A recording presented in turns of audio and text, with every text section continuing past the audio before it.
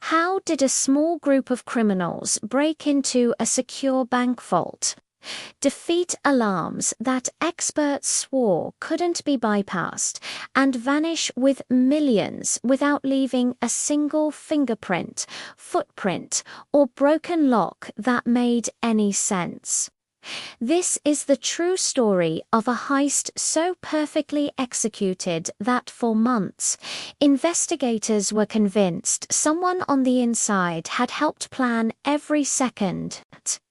It began like any other quiet weekend for a suburban bank in the United States. The vault was sealed. The alarms were armed, and the staff headed home, confident that millions in cash and valuables were safe behind concrete and steel. But what they didn't know was that months earlier, a man posing as a customer had paced the floor of that very vault, counting his steps and memorizing the exact layout of safe deposit boxes. He wasn't there to open an account. He was building a three-dimensional map in his mind, one that would allow him to attack the vault from an angle no one would ever expect. The mastermind was a police captain named Jerry Clemente. He had spent years learning not just how crimes were committed, but more importantly, how they were investigated. He understood response times, surveillance blind spots, and the psychology of both bank managers and detectives. He treated the heist like a police operation: surveillance, reconnaissance, and rehearsals. Chillingly, as a respected officer, he could linger near the bank without raising suspicion, even showing up after the crime as part of the response. The bank's biggest defense was its alarm system.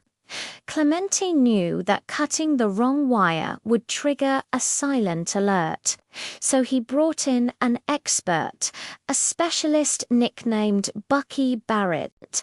For nearly 2 months, under the cover of night, they tested the lines around the bank, tracing cables until they were certain they could make the system go dark without anyone noticing. When the heist finally began, the team didn't go through the front door. They picked the lock of the quiet shop next door and climbed into the attic space above it, using power tools. They smashed through a cinder block wall and crawled into the narrow space directly over the bank's most secure room. From there, they began the most delicate phase, drilling down into the concrete ceiling of the vault. A few inches off, and they would have hit reinforced steel or triggered shock sensors. But their reconnaissance paid off. The hole opened exactly where they intended. Once inside, they didn't smash everything in sight. They used specialized tools to open hundreds of safe deposit boxes with surprising speed, focusing on those most likely to hold diamonds, rare jewelry, and cash. But by the time they finished, they had amassed a fortune estimated at around $10 million, so much that they were physically exhausted from carrying it all out. When the bank manager arrived the following Tuesday morning, nothing seemed wrong from the outside. But when the vault door swung open, he stepped into a scene of utter chaos.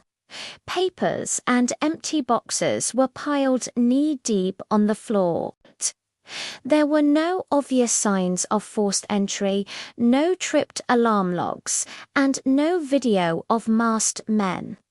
From the very first walkthrough, investigators fixated on one conclusion: this had to be an inside job. Suspicion immediately turned to bank staff. Meanwhile, one of the officers who showed up to help secure the crime scene was a man who had actually served as a lookout for the heist. He stood right there in the vault, listening to the detectives' theories and quietly passing updates back to the mastermind.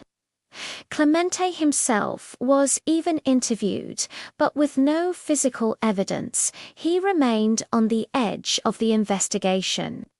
The perfect crime might have stayed that way if it weren't for greed and distrust. After the robbery, tension grew over how the loot would be divided. A dispute exploded into violence, and one of the crew members was shot. When police investigated the shooting, they found stolen jewelry in his car, finally creating a physical link to the bank heist. With the pressure on, one conspirator after another began to talk. The revelation that a trusted police captain had orchestrated the entire robbery stunned both the public and law enforcement. The insider wasn't a bank clerk, but someone from the very institution meant to protect it.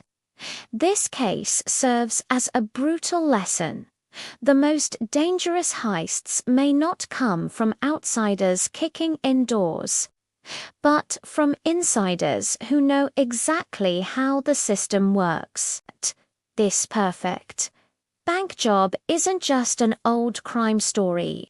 It's a warning about what happens when those we trust to guard the vault learn how easy it is to open it for themselves. Thanks for watching. If you found this story as fascinating as I did, make sure to like, subscribe, and hit that notification bell for more incredible true crime stories.